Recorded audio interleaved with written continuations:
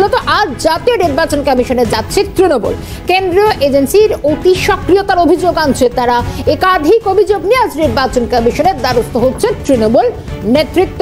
আরো একবার জানাই, কেন্দ্রীয় এজেন্সি অতি সক্রিয়তার অভিযোগ আনছে তৃণমূল নেতৃত্ব। আজ জাতীয় নির্বাচন কমিশনের দ্বারস্থ হচ্ছে তারা। একাধিক অভিযোগ নিয়ে সরব হচ্ছে তারা। সরাসরি কমিশনের কাছেই নালিশ জানাতে আজ তৃণমূল যাচ্ছে। আমি সরাসরি এই মুহূর্তে যাওয়ার চেষ্টা করব। ইন্দ্রাণী রয়েছেন আমাদের সঙ্গে। ইন্দ্রাণী, এবার অন্তত জানতে চাইবো যে একাধিক অভিযোগে সরব হচ্ছে তৃণমূল নেতৃত্ব, তারা এবার সরাসরি নির্বাচন কমিশনের কাছে নালিশ জানাতে যাচ্ছে।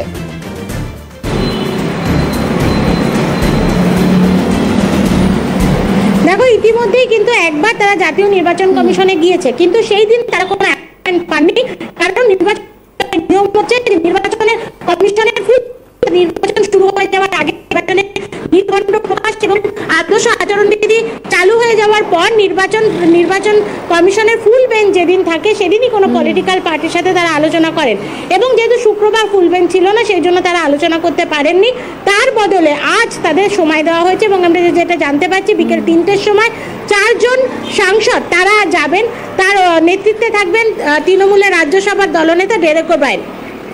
এবং এই 4 জন সাংসদ যাবেন এবং গিয়ে তারা সেখানে একাধিক বিষয় কিন্তু সরব হবেন। তার মধ্যে অবশ্যই ইডি এবং সিবিআই অর্থাৎ কেন্দ্রীয় এজেন্সিগুলির অতি সক্রিয়তা, যেটা আমরা দেখতে পাচ্ছি রাজ্যে। তারা আগের দিনই বলেছিলেন মন্ত্রী চন্দ্রনাথ সিং, মহুয়া মৈত্র এবং জুই বিশ্বাস, এদের বিরুদ্ধে কেন্দ্রীয় এজেন্সি ইতিমধ্যে তাদের জিজ্ঞাসাবাদ করছে, তাদের বাড়িতে তল্লাশি চালাচ্ছে। এই সমস্ত বিষয় আদর্শ আচরণবিধি শুরু হয়ে যাওয়ার পর এর আগে কখনো দেখা যায়নি। এই সমস্ত কাজ করলে, যেমন বীরভূমে দায়িত্বে আছেন চন্দ্রনাথ সিং বা মহুয়া মৈত্র, তিনি নিজে কৃষ্ণনগরের সাংসদ পদের জন্য তৃণমূলের প্রার্থী। এর ফলে নির্বাচনী প্রচার ব্যাহত হচ্ছে। মূলত এই অভিযোগ তুলে তারা আজকে নির্বাচন কমিশনে আসছেন। এছাড়াও তাদের আরো অভিযোগ আছে, যেমন বিভিন্ন অফিসারদের বদলি সংক্রান্ত বেশ কিছু অভিযোগও কিন্তু তারা আজকে করবেন বলে আমরা জানতে পারছি।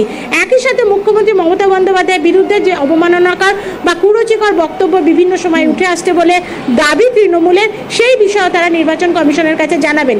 এবং প্রধানমন্ত্রী নরেন্দ্র মোদী, তিনি প্রধানমন্ত্রী হিসাবেই একাধিক বিজেপি প্রার্থীকে ফোন করেছেন ইতিমধ্যেই পশ্চিমবঙ্গে। এই বিষয়টিরও অবতারণা তারা করতে পারেন আজকে নির্বাচন কমিশন। এবং নির্বাচন তাদের যেটা বক্তব্য, যে প্রত্যেকটি কিন্তু আদর্শ আচরণবিধিকে লঙ্ঘন করছে, সুতরাং নির্বাচন কমিশন যেন এর বিরুদ্ধে যথাযথ ব্যবস্থা নেয়।